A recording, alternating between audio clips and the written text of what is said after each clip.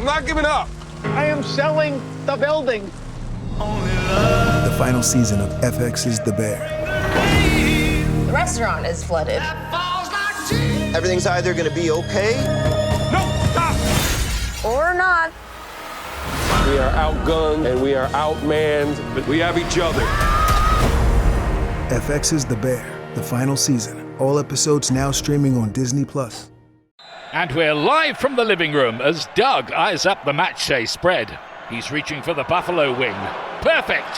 Hang on, what's this? Oh, he's gone for a can of Pepsi too! Incredible! What a finish! Sensational combination!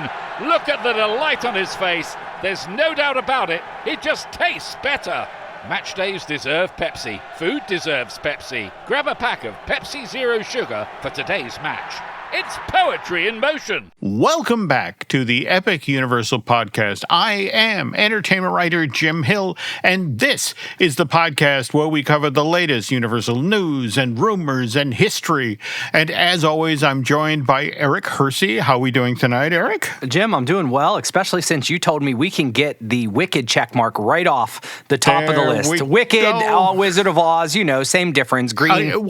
Actually, we have a couple of things we can talk about here. I mean, for example, if you want to talk about Wicked, well, it turns out the Broadway version of Wicked actually took on some new cast members recently. Carrie Renee Fuller is now Elphaba, and Emma Flynn, who is making her Broadway debut, is playing Galinda. Oh, good. Meanwhile, Gregory Maguire, the gentleman who actually wrote the book that Wicked the musical and Wicked the two-part movie is based on, he has gone back to Oz, so to speak.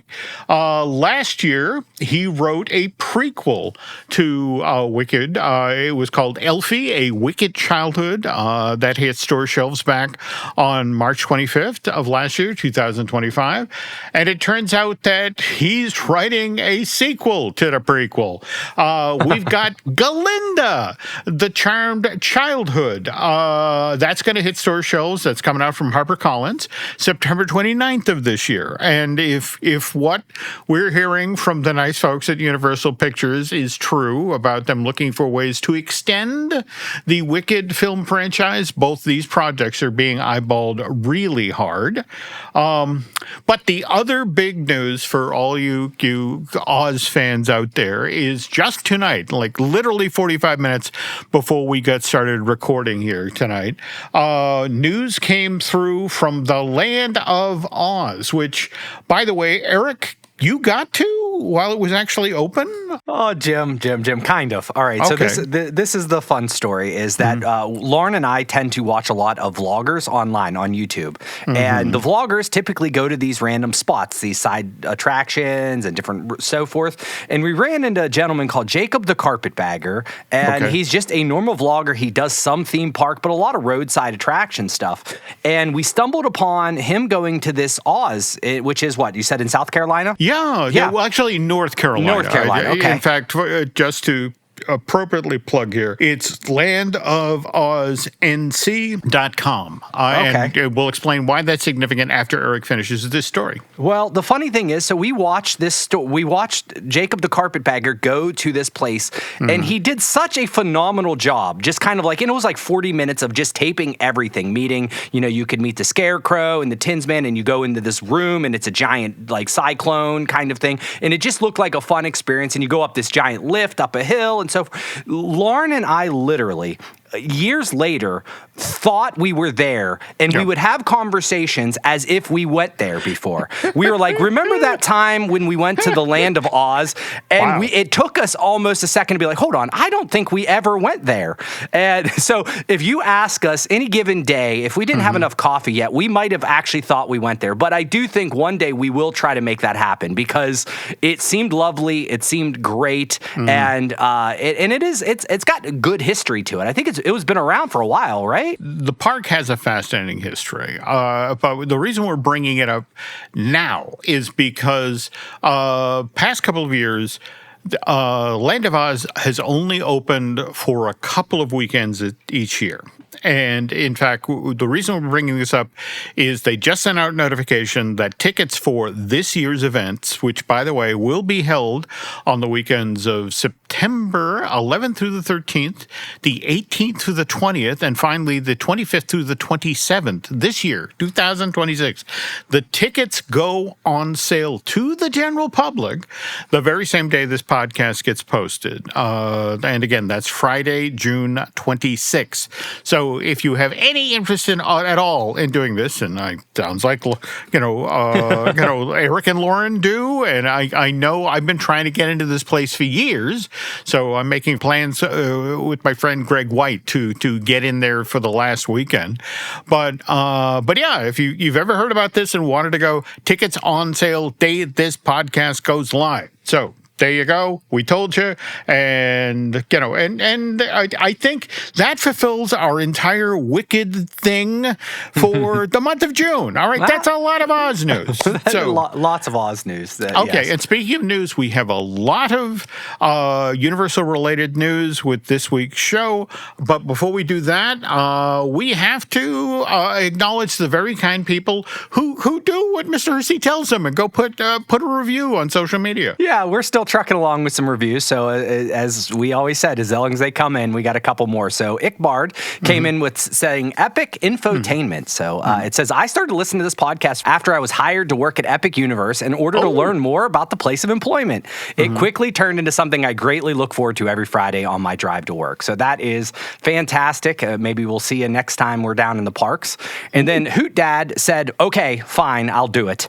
Stop badgering, geez. But seriously, my week isn't complete until I listen to Jim and Eric talk about all things Universal and Wicked and Butterbeer. So boom, boom. Thank you, Hoot Dad. You just allowed us to mark off Butterbeer for this week as well. There we go. And if Ickbard wants to share some behind the scenes stories about Epic Universe, who are we to say? Right. All right. Well, again, lots of news, but before we get to the news, we got to acknowledge our sponsor, which is, of course, unlockmagic.com. And if you're planning a trip to the Universal Orlando or the Walt Disney World Resort, you should check out Unlock Magic. By the way, listeners to the Epic Universal podcast are saving up to 12% off of theme park tickets. Plus, you save on after-hour event tickets like Mickey's Not So Scary Halloween Party and Jollywood Nights. You saw the news about that today, right? I did not, Jim. There was too much Christmas news coming out, and I'm like, dude, I'm just enjoying some of the sun today. Okay, Don't bring Christmas into this yet. We're going to talk about Halloween here today. That's what we're talking about. There we go. Well, again, just if you're of a mind to buy tickets, you're headed to Florida, visit unlockmagic.com and save 2 days. So let's get to that news. And speaking of Halloween Horror Nights, Caged Cannibals. Is that correct? Yes? Yeah, that just came out today. So if you're for us, a couple days since, if you're listening on Friday, Madlands, Caged Cannibals joins Halloween Horror Nights as an original house. And Jim, I will tell you that this is pretty much year 2, maybe 3, year 1.5, I think, of me actually getting information about Halloween Horror Nights. The first year I actually understand how it feels and so forth. But now I'm actually understanding where the hype is, the buzz. These original houses are super clever, and I love the lore that goes into it. So Caged Cannibals essentially it's putting our guests inside a former zoo where cannibal groups have claimed the grounds as their territory. So this is brand new. They haven't done this before, Jim. Okay, I'm hoping I'm on the right side of the bars, which in this case sounds like on the inside. That like I don't know. I don't want to be on the buffet. No, but that's what they're putting you for. But so now, Jim, we have I think the total of 4 houses announced. So we know Jack and Oddfellow was the big signature announcement, and we got Sinners coming out and Stranger Things last week, and then we also got one that I got really excited about for so many reasons. Did you see about HR Bloodengutz? I had not seen this, and I think you and I both kind of a spark to this title because of obviously the throwback to H.R. Puffin stuff, the Saturday morning show. But I don't think this is the same thing, is it? No. Well, that was my first question, Jim. Is this based off of H.R. Puffin stuff? And it has to be. There has to be some type of homage there. Doesn't necessarily seem like the content is. So it turns out, I actually watched a pretty long video on this yesterday. I'm getting into the lore. Like, I literally am starting to understand why Halloween Horror Nights is more than just scary houses. Like, their creation. So this was actually an original house, I think in 2011, in which H.R. Bloodengutz presented, I believe it was Holidays of Horror, and it had a whole bunch of different holiday themed. But the story here is Larry Kurtzberg is essentially was a on-air host of this children's or this television show, right? And over time, it sounds like there was some mishaps and he got canceled, and just so happened that he kind of went crazy and decided to take all the producers, hold them hostage, and, you know, get his revenge. And that was that's the back lore here. And there was a nice interview with the actual show director, Ramon Peoria, and basically talked about a lot of this in an interview that was online this week. But this is coming back with a new show that is basically just Halloween only, so it's not talking about all the other holidays. But he's basically escaped prison. He was put away for a long time. He escaped, and he's back to the WKNB television station for one final Halloween special.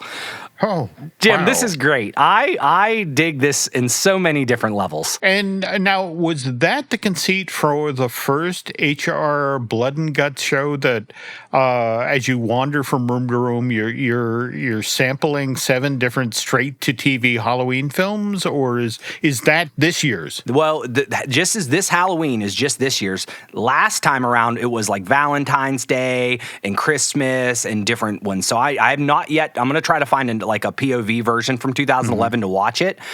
So last time around in 2011, it was definitely all these houses. This year, it's just Halloween. But it seems like, and they got the same guy. They got the same character actor to come back from Larry, from what I understand. So from 2011, holy cow! So well, he's put in some time, obviously in jail, but now he's back. So this looks really fun. This really does. All right. I'm looking forward to this. And the description here says the house will include scenes like a black and white zombie movie set in an old graveyard and a Halloween party inside of a tiki bar overrun by monsters. Wow. Yeah, we're going to have to check this one out. Yeah, this one got me pretty excited. Not that Stranger Things didn't in many aspects, but I do love these original. It reminds me a little bit of what they do with the tribute stores. They kind of create their own lore and backstories, and I think that's really what's going to get me more into Halloween Horror Nights than anything, is that these, like, when people were real excited about this, I'm like, what are they excited about? It's just a new house. And no, it has history, and there's Easter eggs hidden throughout the house, as they said. So I love it. Okay. Well, all right. And that's just in Orlando, is that correct, for the Florida Halloween? Yeah, that's what I saw so far. So unless they announce it, and I just, but I think it's Orlando right now. Okay, so if we head on out to Hollywood for a sec, we have an operational change at the Universal Studios Hollywood Park, right? Oh yeah. You've been talking about this for a while now, right? The new hub, the security hub, is in a different location. Yeah, I mean, well, remember, folks, one of the worst kept secrets in regard to Universal Hollywood is that, that there's a brand new hotel that's about to begin construction there. But in order to create the space for this hotel, which is going to be built on top of the old VIP parking, the right down front stuff, they had to change where security screening was done for the park. And now we have new security screening hubs that effectively move the checkpoints, where you get your bag check and walk through the X-ray to the outermost edges of the resort, right? Yeah, well, I tried to picture this because I was in CityWalk, but I don't remember. I don't know it like the back of my hand. But there's a West Hub, a Central Hub, and an East Hub. So for all you guys out there that have a better memory than I do, so guests arriving in the Frankenstein parking structure, the Metro Shuttle, or the Pedestrian Hill continue to use the West Hub, right? If you're in the Jurassic parking structure, including guest valets. You're going to the Central Hub, and that's before entering CityWalk near the NBC Sports Grill and Brew and Mr. Barbecue. And then guest parking in Curious George and ET parking areas now go through the East Hub, which exits near Margaritaville. Okay. And that is essentially, I mean, you can tell that they're making their own like bubble structure. Where I actually saw a lot of people getting kind of, there was a lot of chatter back and forth on the different social forums, is that they're doing additional security now to get in the movie theater. And I think that got a lot of people all cranky, but yet I'm just like, I don't know. It's a security thing. I understand. Just don't run, don't go don't try to go to the movies with, a minute to go. Give yourself a little bit of time. Yeah, I mean, sadly, it's 2026, folks. We're all getting used to additional security checkpoints all over the place. So, no, Eric is very correct. It just means you can't show up 5 minutes before screen time to get to your film. You got to build in with the understanding you got to park, you got to hike, and you got to go through security. Right. So that is the big news over there, and we'll see how it goes and if that makes operations smoother for everyone.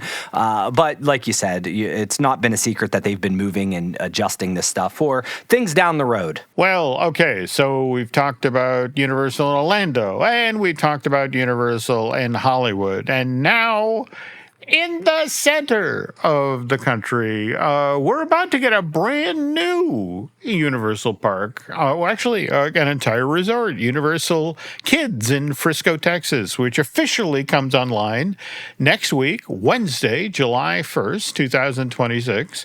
Park is specifically designed for children 3 to 8 years old, and the resort had a media event last week. And did not go all that well, right? I think all the influencers weren't given the memo of, hey, if you want to stay on this list, you might want to be a little bit more kind. But once again, I'm really much on the feeds and I'm looking at everybody. I'm not necessarily commenting, but I'm seeing, and you saw a lot of people kind of necessarily say, well, it looks a little bit more like concrete, and maybe not as aesthetically pleasing as maybe the pictures originally shown, or it did not live up to, I guess, what they would have deemed, epic standards. But what I was surprised by was New York Post did a story that hit big. Yeah. Oh my God. And in fact, I just sent it out to our buddy Mr. Schul, who winds up being quoted in this article, and it's like, ooh. Yeah, listen. I saw his tweet the other day, and it wasn't wrong. It was just that people are sharing pictures, and they're kind of saying, I think his was maybe one of the cars, and he stated like, "Hey, kids like cute. This isn't necessarily cute," and it did look very much like, hey, these are bumper cars or something like that. I mean, I'm giving them the benefit of the doubt here. And I'm not an apologist by any means. There are definitely sections that I said, you could have did a little bit here. You could have put a couple more trees. Maybe this should be a little brighter. Maybe it shouldn't look like, a parking structure. But there are other elements of, I witnessed Peppa Pig Land. Now, if there's something that's made for kids, it was Peppa Pig Land. And you know what I remember about Peppa Pig Land? Lots of concrete. I'm just first year operations.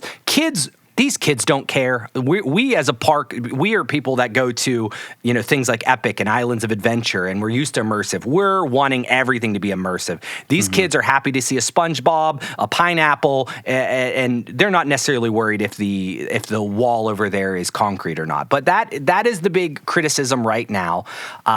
So I generally had some questions for you, Jim. You're a reporter. You're a writer. When something like this comes out, the New York Post does an article like this. Yep. Like, does Universal or does a Disney, do they try to not have this come out? Because this was not great PR for them. Well, the irony here is this time last year, we had Epic Universe opening.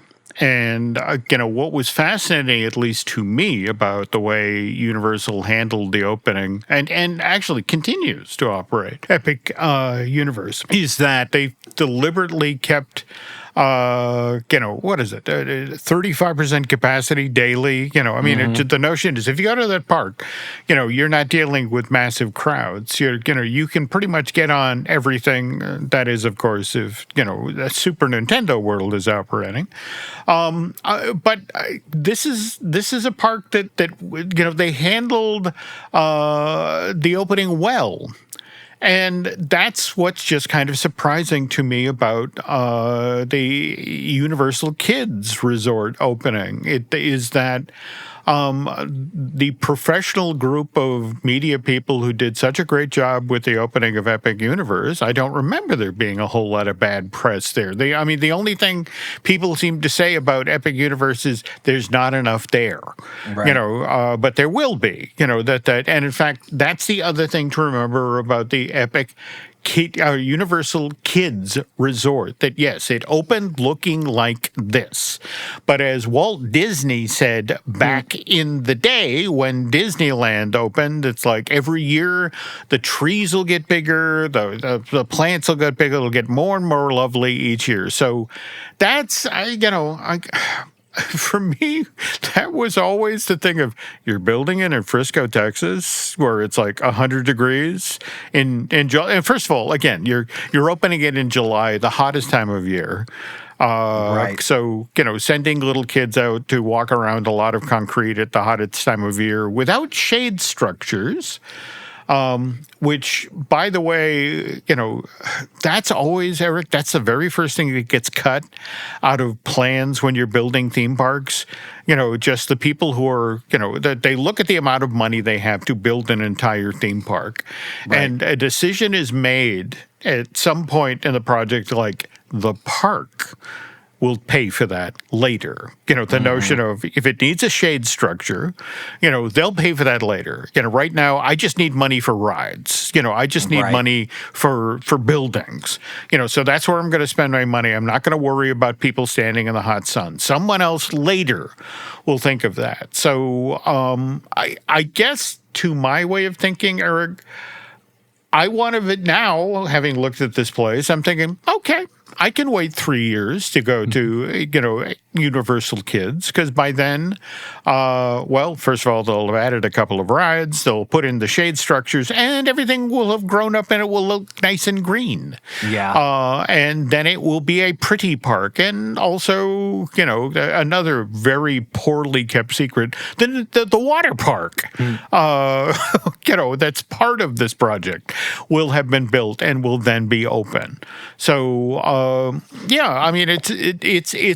it's an opening day park, and I think that's the other thing of Universal media team's one big mistake here is when you invite social media influencers who get clicks, whether they say nice things or they say bad things, they will say bad things, all right? Right. Yeah. No, don't get me wrong. There were some side-by-sides of the concept art versus what you saw, and you could definitely see where, like, all right, if you just put more trees and painted that wall, it would look more like that. I think the Minions water ride is getting the most blast right now because it looks very much like, all right, here's a tube and you are literally going down, concrete, a highway. And I just think, a little bit of paint, a little bit of trees and so forth will fix a lot of this. And truth be told, we are also a very needy bunch, we theme park people. The kids don't care, and you know what? I don't think Universal will care too much as long as those kids come through the turnstile 3 to 8 and they want to come back. So it's right now. It's all on the. Ironically enough, it's now handed off to the marketing people. Right. The very people who for the 100 square miles around Frisco, Texas, who now have to sell this park, whether it's TV ads or it's stuff on the internet or that sort of thing, how they get those turnstiles to spin. So it will be interesting going forward. Wish them luck, but it just, what's the old adage? You only get one chance to make a first impression, and this didn't go the way Universal had hoped. But give it time, folks. And more to the point, Comcast loves the theme park business.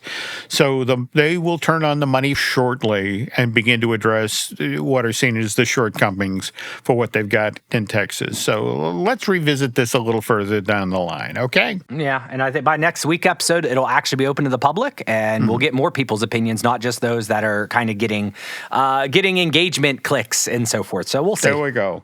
And again, that opens on July 1st. On the other hand, closing at CityWalk in Florida, and I apologize, all we know right now is it's closing during the month of July, is the Hot Dog Hall of Fame, which, by the way, Eric and Lauren actually dined at during their most recent trip to Universal Orlando Resort. And in honor of that quick service closing, well, first of all, Eric is going to tell us about what he and Lauren thought of the place.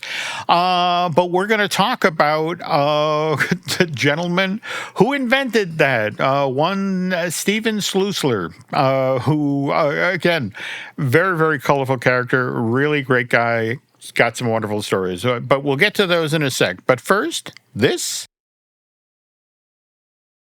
Study and play come together on a Windows 11 PC. And for a limited time, college students get the best of both worlds. Get the Unreal College Deal. Everything you need to study and play with select Windows 11 PCs. Eligible students get a year of Microsoft 365 Premium and a year of Xbox Game Pass Ultimate with a custom color Xbox wireless controller. Learn more at windows.com/student offer. While supplies last. Ends June 30th. Terms at aka.ms/collegepc. Do you hear that? Sounds like breakfast is ready. Because Quaker's coming in hot with morning nutrition.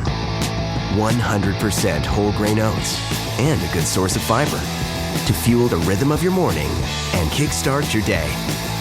And that sounds absolutely delicious. Fuel to start whatever's next. Quaker, official sponsor of FIFA World Cup 26. When you need to build up your team to handle the growing chaos at work, use Indeed Sponsored Jobs. It gives your job post the boost it needs to be seen and helps reach people with the right skills, certifications, and more. Spend less time searching and more time actually interviewing candidates who check all your boxes. Listeners of this show will get a $75 sponsored job credit at Indeed.com/podcast. That's Indeed.com/podcast. Terms and conditions apply. Need a hiring hero? This is a job for Indeed Sponsored Jobs. And we're back. All right. So, Eric, you and Lauren, during your trip to the Universal Orlando Resort, you knew at that point that the Hot Dog Hall of Fame was going to be shut down, and in fact is going to be replaced by, what is it? Joey? Joey Fatone's. I can't remember what the name of his shop is, but we just know he owns a hot dog stand. So more hot dogs, but just not the Hall of Fame versions. Yeah, his is going to be called Fat Ones, Hot Dogs and Italian Ices. And by the way, given that Mr. Fatone, right after he graduated high school, again, down in Orlando, he actually played Wolfie in the Beetlejuice Rock and Roll Graveyard Review show at Universal Studios Florida. So I really don't have a problem with him taking over, as the maitre d', so to speak, of the Hot Dog Hall of Fame. But let's talk about your experience at this eatery, which, again, just explain the concept here, folks. The idea is you can go to one place on the planet, but you can get the signature hot dogs that are served at some of the most famous ballparks around the country. And we're talking places like Fenway in Boston, Wrigley Field in Chicago, of course, Yankee Stadium in the Bronx, and Dodger Stadium out in L.A. And you and Lauren had different dogs, right? Yeah. I mean, we came with a decent enough appetite, but these are big dogs and there's lots on them. So we kind of I went after the Washington, which had like coleslaw, I think, and like some buffalo sauce and so forth. Nice dog. Lauren went after a Boston, which I just remember it being extremely long and had like hot honey mustard and so forth. But I loved the whole set, and we also got some loaded fries. Could not finish those. Those were also very tasty. But it kind of is in the back section of CityWalk. You miss it. Like we've walked by a million times, so we sought this out because we knew it was leaving. And there are a few things that I regret in life. One of those, we went to Walt Disney World in 2014, and I walked by the Norway Pavilion and didn't get to go on our lovely boat ride before it became frozen, and I regret. So now, if you tell me something's closing, I will do whatever I can to go and experience it because I'm like, I don't want to miss out. So we did Mythos this trip, and we did the Hot Dog Hall of Fame. So good. And by the way, we will discuss Mythos on a later episode of the Epic Universal podcast. But we were lucky enough to be there when there was a ball game going on the big screen, or? Well, it sure felt like it. They had stands. It was really cool because they had, when you ordered, there was like a home plate and a pitcher's mound, and it was a little tiny field that you walk around, and then there were like a stand section where you can sit, but it actually had bleachers, and they were different colored seats and so forth. So I don't know if those came from the actual locations as well. So that's awesome. Mr. Schlusser, Steve is always about details, that Steve, and man, if anybody ever overthinks a restaurant, it's Steven Schussler. He's the guy who coined the phrase "eatertainment." Okay. So everything has to be entertaining, and that's look. I've been lucky enough over the years to be able to interview Steven Schussler a couple of times, and just has amazing stories. But by the way, if you want to learn more about this guy, and this is the guy who dreamed up Rainforest Cafe. This is the guy who dreamed up T-Rex at Disney Springs.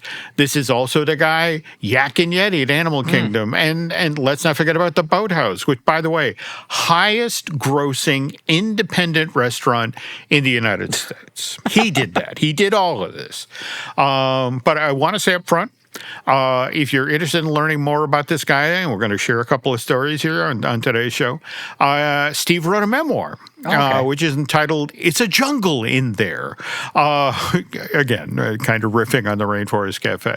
That was published back in September of 2010, and I kid you not, Eric, just this month, it was announced that C.J. Hoke, who, by the way, is a writer on the hit Apple TV series Shrinking. Oh, yeah. He optioned "It's a Jungle in There." He wants to make a movie out of it.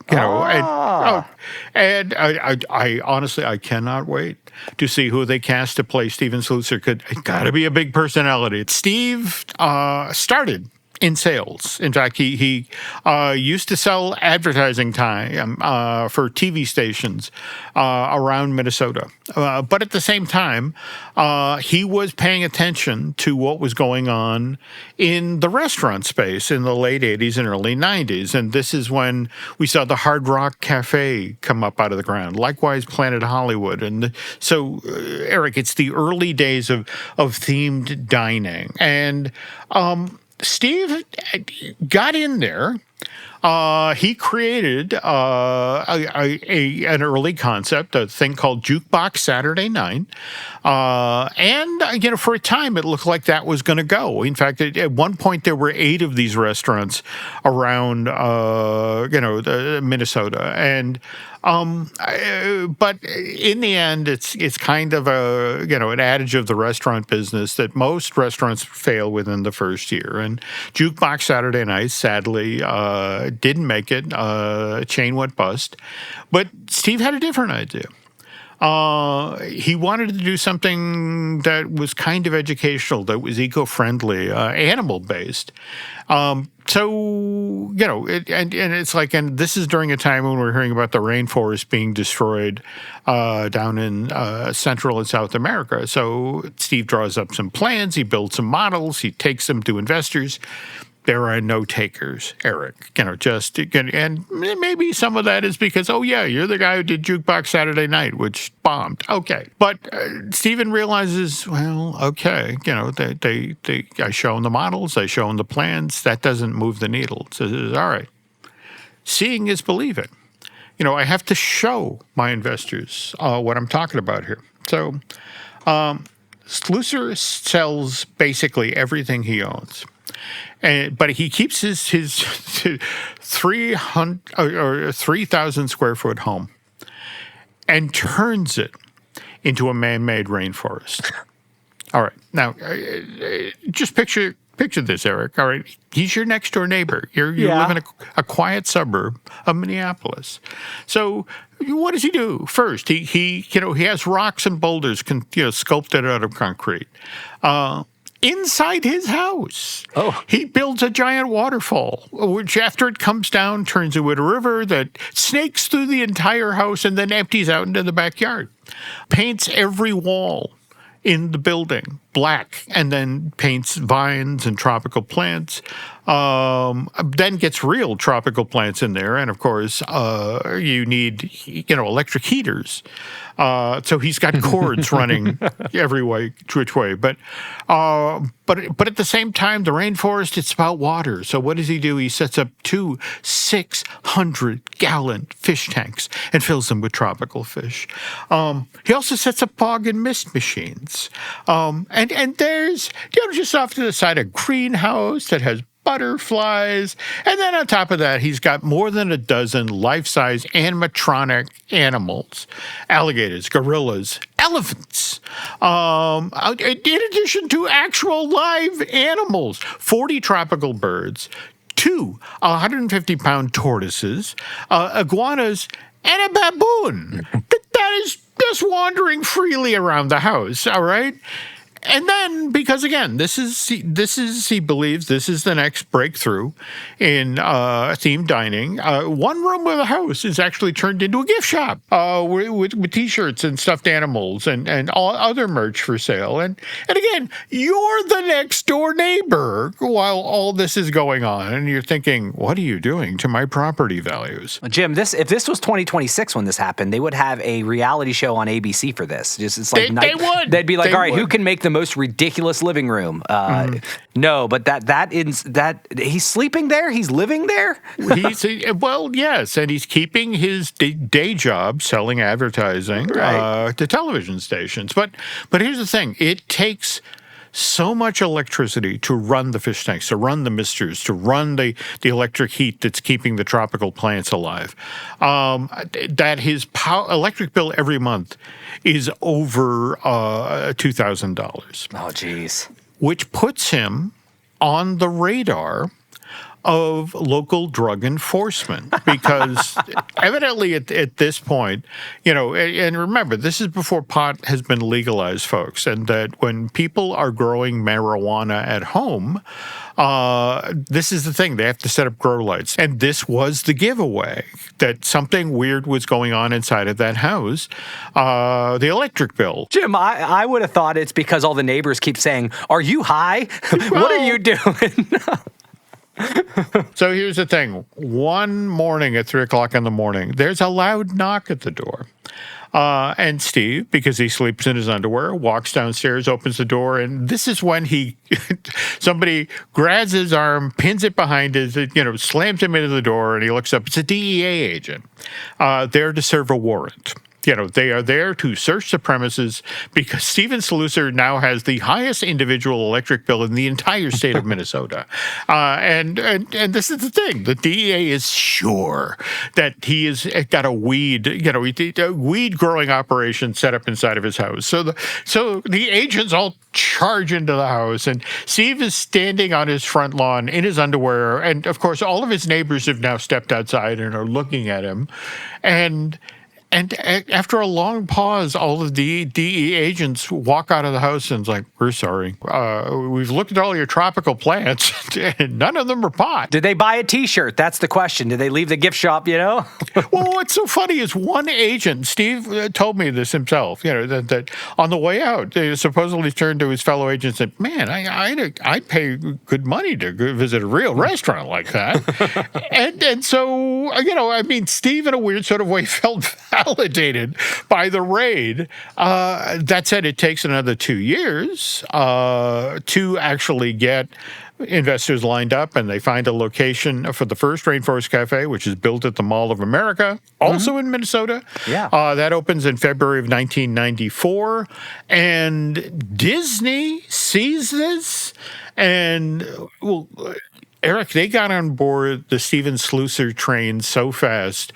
The first Rainforest Cafe to open, back then it was downtown Disney. Now it's Disney Springs. That opened August of 1996. So literally the chain has only existed for 2 months, or 2 years and 2 months, and Disney's, got them going. We then get our second location, which is the restaurant that straddles the opening space of Animal Kingdom. So you can come in it as you're walking out of the park, or you can come into it as you're walking into the park. But that opens in April of 1998 with the park, and then we get the Rainforest Cafe at downtown Disney at the Disneyland Resort. That opens in January of 2001 along with DCA. Now, mind you, by then, Eric, Steven has sold the Rainforest Cafe restaurant chain to Landry. The Landry Group for cool $75 million, because just Steve's way of thinking, the fun is in creating, not necessarily managing a business. Now, his next project, T-Rex, has an equally interesting history, and we'll get to that in a sec. But first, this. This episode is brought to you by Redfin. You're listening to a podcast, which means you're probably multitasking.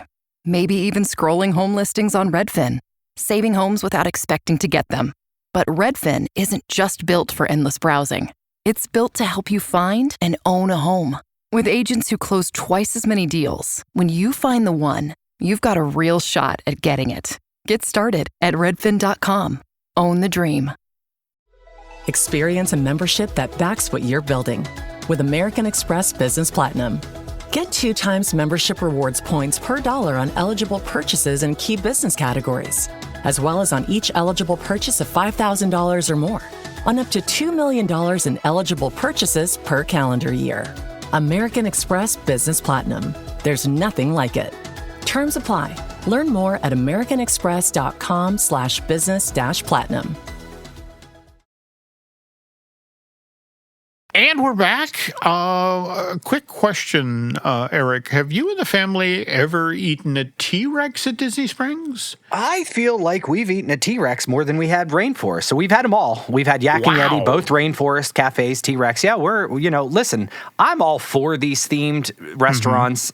When I got my first apartment, I literally wanted to theme my apartment to look like a Hard Rock Cafe with like guitars and framed stuff. So I am the biggest sucker. That's probably the first thing I realized I liked themed things in general. So I'm a sucker. I will do themed dining anytime we can. Sci-fi dine-in is my favorite. Like I love that stuff. So yeah, we've had T-Rex. Okay, because Nancy and I have done T-Rex once, and again, we're old farts. And that's the thing about T-Rex. It's loud. Oh yeah. I mean, it's just you have roaring dinosaurs, and then a meteor strike. Is the meteor strike every 15 minutes or every 30 minutes? I forget. It's hard for me to say, because if it's every 30 minutes, every 15 minutes was my kids, so going crazy. So like it's hard to really say. There is a lot of noise, dinosaurs, children, but it does go off. And we've sat in.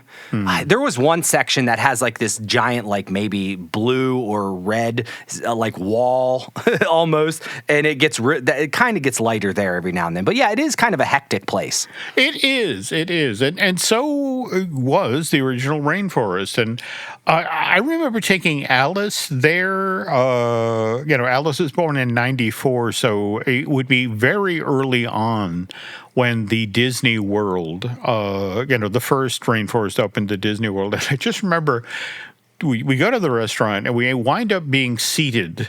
We're directly under the thunderstorm, and next to us is the family of animatronic gorillas, and so Alice is like 2.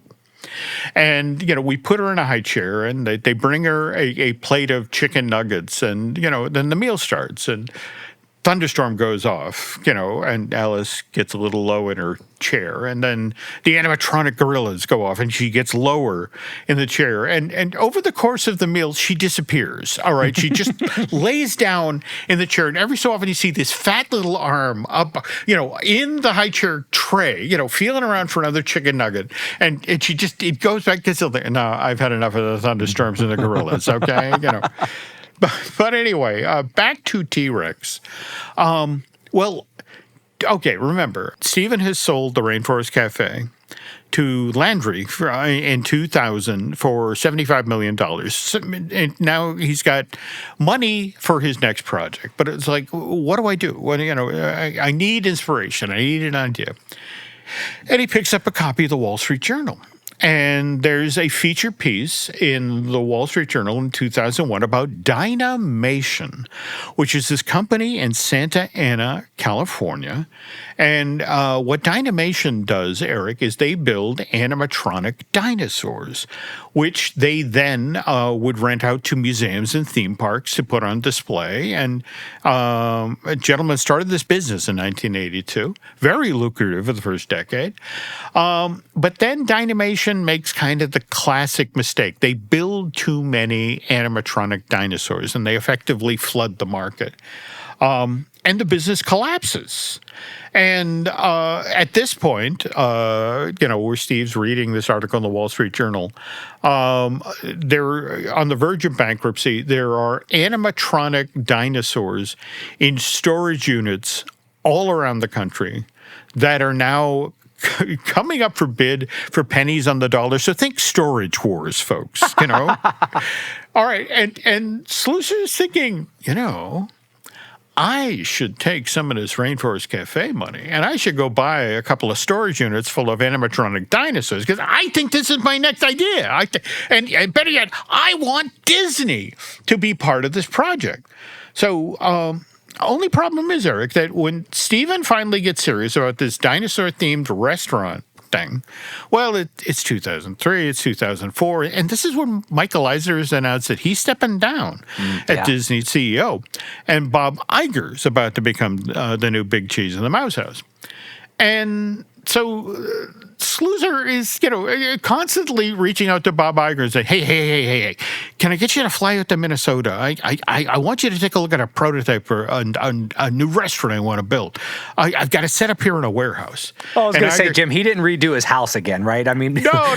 By this, he had created, literally, he had formed a company called Schussler Creative. Okay. And this is the thing. He would build entire prototypes of restaurants in these, and then bring investors in. So it's not a question of come to my house. It's like, come to my warehouse and I will show you what I want to do. And Bob Iger is polite, but it's like, Steve, I'm kind of busy here. We're getting ready to open a Hong Kong Disneyland. And after that, I need to go buy Pixar so no other studio in Hollywood starts releasing their movies. So 2004 becomes 2005, and later it's 2006. And this is when Schussler decides, well, look, if Mohammed won't come to the mountain will come to Mohammed. So, and since Bob Iger regularly makes trips down to Florida to check out all the new stuff at Walt Disney World, Steve takes the prototype version of T-Rex that he set up in this warehouse in Minnesota and throws it in the back of 4 tractor-trailer trucks, which he now drives down to Orlando. And as it turns out, Steve is good friends with David Siegel, and that's the gentleman who set up the Westgate Resort, that massive timeshare there just to the west of Disney property. I mean, he did that back in 82, and this is now, 2006? And Schussler asked Siegel for permission to set up his T-Rex concept restaurant inside of one of the ballrooms, conference rooms on Westgate property, because figuring that, we're right next door to Disney World, at that point. So Iger can't say no, and Siegel's like, well, sure. I mean, I don't have any events that are scheduled for the conference space anytime soon. So yeah, sure, go ahead. So Steven sets up the prototype T-Rex, but because Iger is supposed to be down in Florida shortly. But then Bob's trip to Disney World gets canceled at the last minute, and weeks go by, and this is when Siegel goes to Schussler and says, I am so sorry, but we have a wedding scheduled for the corporate meeting space. You're going to have to take down your dinosaur restaurant. Oh, no. And so, back into the tractor trailer trucks that go, but as soon as the wedding is over, back into the corporate meeting space it goes. And it actually takes a couple of tries before Iger finally gets in there, gets over to Westgate, sees the thing. And the beauty part is, Bob's 5 minutes in the door and said, yep, let's do it. Only had to bring it all the way down from Minnesota to Orlando and then take it apart and put it back together. But he finally said yes. And T-Rex opens at Downtown Disney, October of 2008, which, by the way, even today, still hard to get into, very tough reservation. And by the way, it's not like Disney and Steve weren't doing business while this whole T-Rex thing is going on. You got to remember Yak and Yeti. That's Steve's as well. That opens in Animal Kingdom, November of 2007. And this is kind of a demonstration about how tenacious Steven Schussler is. He had an idea to do a Pan-Asian restaurant. Dear Lord, this was back in the early 1990s. And 15 years later, he finally got an Asian-themed eatery opened in Animal Kingdom. So, but again, that's the hard reality, folks. Some dreams take time. Which now brings us to the next thing that Mr. Schussler did for Disney, and that is the Boathouse. Eric, this is his biggest project to date. 23,000 square foot facility built right at the edge of Lake Buena Vista. It has seating for 450 people, not to mention aquatic cars driving by, every few minutes, people waving. And Steven, he had learned the hard way with T-Rex, so he's now decided that he wants to try to sell another idea to Disney. Not going to build it in Minnesota. Going to build it right on Disney property. And so he turns to the guys who work in food services at Disney and says, hey, can I have just a little corner of the building? I want to build, the thing I want to talk to you guys about. I just want to set up some tables, a booth, and this is the thing. Every time they turned around, Steve, that little space kept getting bigger and bigger. And one day they showed up and there was a forklift moving filing cabinets into the parking lot. And it's like, Steven! No. And he's setting up 1940s type wall decorations. I mean, again, he wants to give people a sense of what Boathouse is going to be like. And the weird thing is, moving the filing cabinets to the parking lot worked. Disney okays the project to become, a key element of the reimagining of downtown Disney. This part of Disney Springs opens in April of 2015. And Eric, it is successful enough that as part of the Shanghai Disneyland Resort, people forget about this. They got a boathouse too. That opened in 2016. Sadly, wound up closing in May of 2019 because people in Shanghai don't understand Minnesota or wooden boats. It's like, this is nice. Why am I eating in here?